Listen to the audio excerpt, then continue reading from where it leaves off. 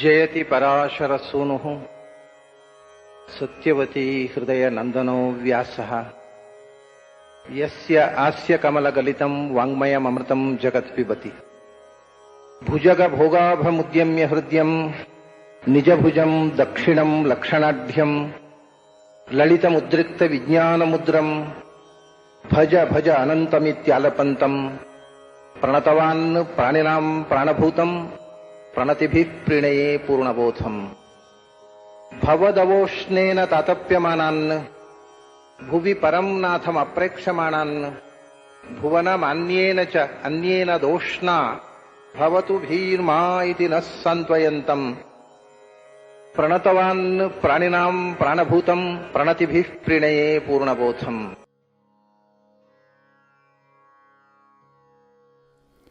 Let us dwell a little bit on the numerology. What is the main number of Mahabharata? It is 18. There are 18 parvas. Why this 18? Mahabharata's number is 18. Ramayana's number is 7. It is by design we have 18 parvas in Mahabharata and 7 kandas in Ramayana.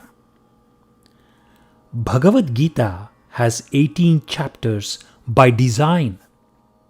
The number 18 is at the core of Indian philosophy. There are many facets to this fact. In the 15th chapter of the Bhagavadgeeta, Krishna describes the world as a triangle. Dvavimau purushau loke ksharaha cha aksharaha eva cha ksharaha sarvani bhutani kutastaha aksharaha uchyate. Uttamaha purushaha tu anyaha parama atma iti udahritaha yaha lokatrayam avishya bibharti avyayah ishwaraha. Yasmat ksharam atitaha aham aksharat api cha uttamaha ataha asmi loke vede cha prathitaha purusha uttamaha. Yaha mam evam asammudaha janati purushottamam saha sarvavit bhajati mam sarva bhavena bharata. The above words are at the end of the 15th chapter. I am taking a slightly different approach to describing this by starting at the end, very similar to the Arabic tradition. According to Krishna, a triangle represents this prapancha or the world. Kshara, Akshara and Purushottama constitute the 3 sides of the triangle.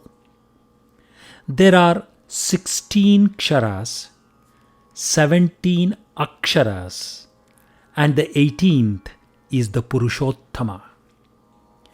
Kshara refers to the 16 entities that reside in a human body or the jiva and is perishable.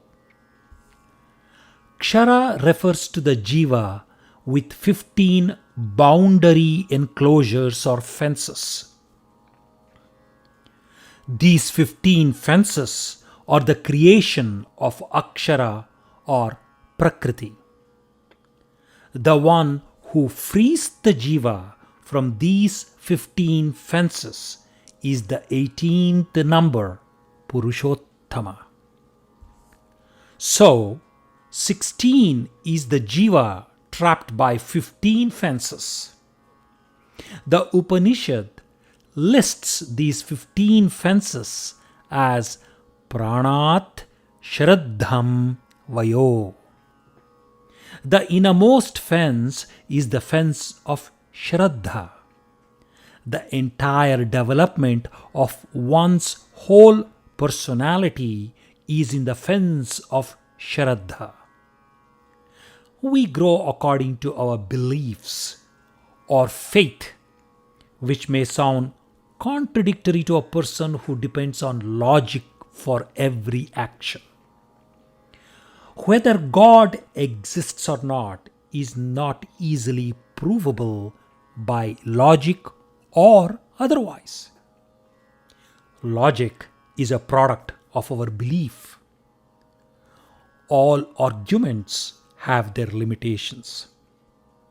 With logic, one can formulate arguments in any situation according to convenience. In Kathopanishad, it is said that rational arguments alone will not achieve anything. So, do not waste time by using logic to argue about things that logic cannot help prove. Experience and not argument helps realization. Here one example comes to mind. Sri Shankaracharya once talks about the taste of yogurt, milk, grapes, and honey. How can one differentiate between the sweetness of yogurt, the sweetness of grapes, the sweetness of milk, and the sweetness of the bee honey? Is it possible to describe the differences only through words? It is practically impossible to do so. The best way to describe the sweetness or the taste of an item is to experience it by savoring it. When we cannot even explain the experience of the taste of an item with words alone, how can we describe God with mere words? Words are the limitation to explaining an experience, no matter the language. Words are helpful to remind us of what we already know. Words cannot sufficiently describe what we do not know. In many instances, things cannot be identified with mere words. We have seen this example of the taste of milk. We can say that milk does not taste like coffee, or tea, or water, and so on and so forth. We can say something tastes like milk, but it is not possible to positively describe the taste of milk. Therefore, our rishis said about God, Neti neti atma adrishyaha nahi grihyate. One can explain what God is not like, but we cannot explain what God is like. We can say that God is not like anything that we know. The closest description of God is Om. In Sanskrit, the sound Om comes from the integration of the three sounds A, U, and Ma. A stands for not. So, God is not like anything that we know. The second letter is U, and it stands for Uttama. Thus, God is superior to anything we know. The third letter, Ma, means to know. It means that God is knowable. So finally, from negative assertions in A and U, we move to a positive assertion in the letter Ma, that God is knowable. How much does anyone know about God? Very little.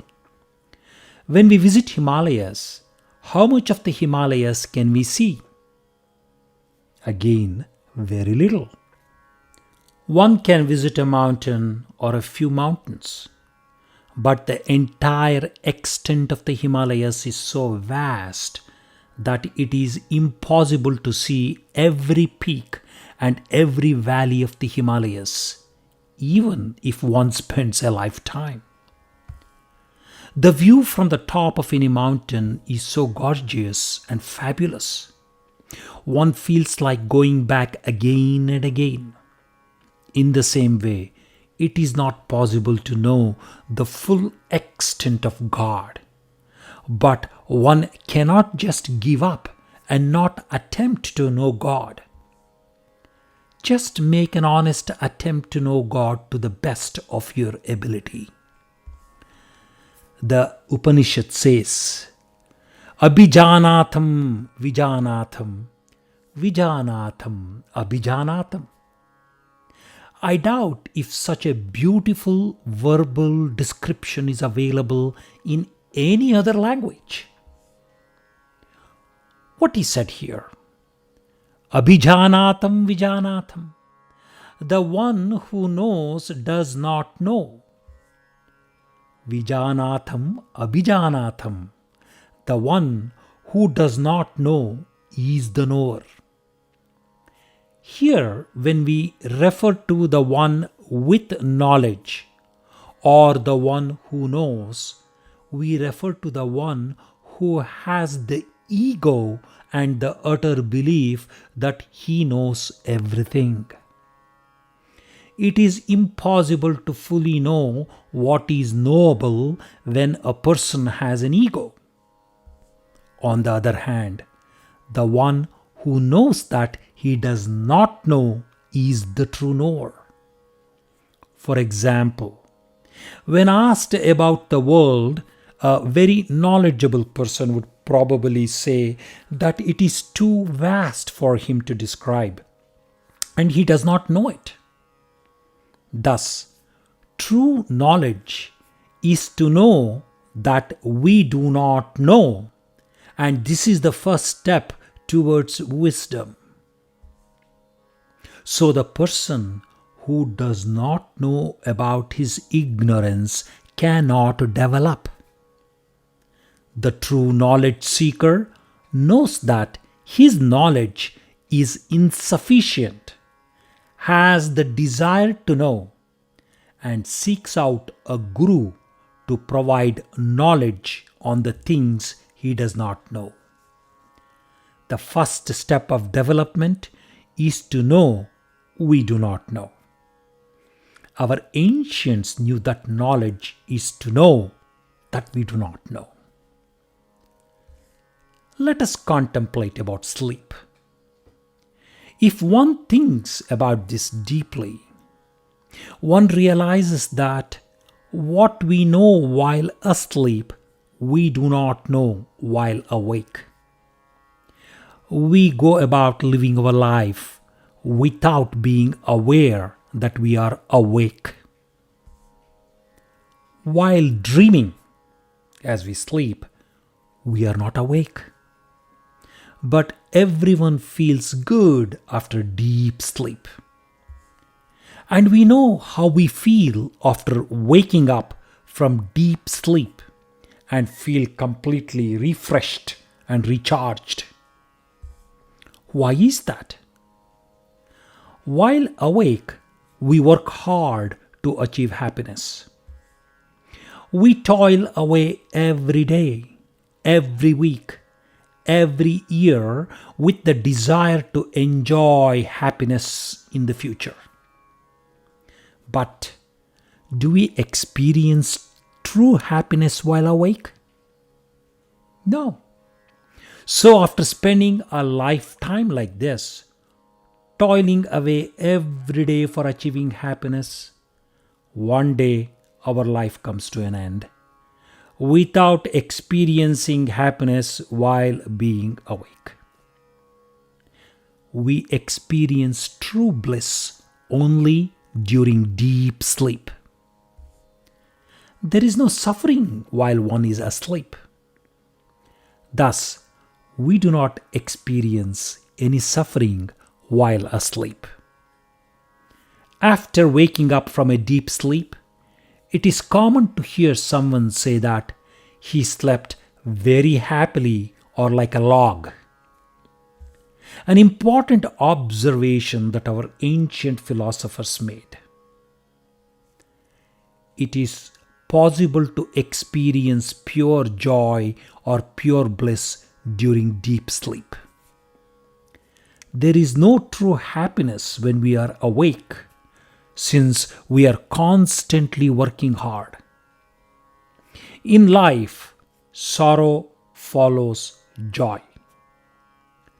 So, how is it that during deep sleep we experience pure bliss without experiencing any sorrow? Why can we not experience this while awake? It is worth contemplating about sleep. The main reason is that our true self is awake even during deep sleep. So our awareness or consciousness continues to be awake even during deep sleep. It is the same awareness that helps one to wake up at some predetermined time after sleeping. When we did not have alarm clocks in the olden days, how could we wake up at a predetermined time after sleeping? The clock in our mind helps us to do so.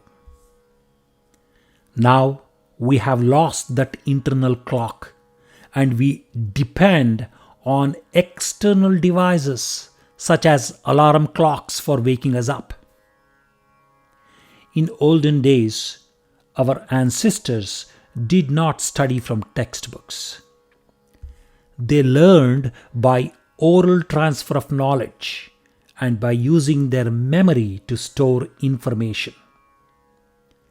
The teachers would give a lecture or upanyasa on a specific subject.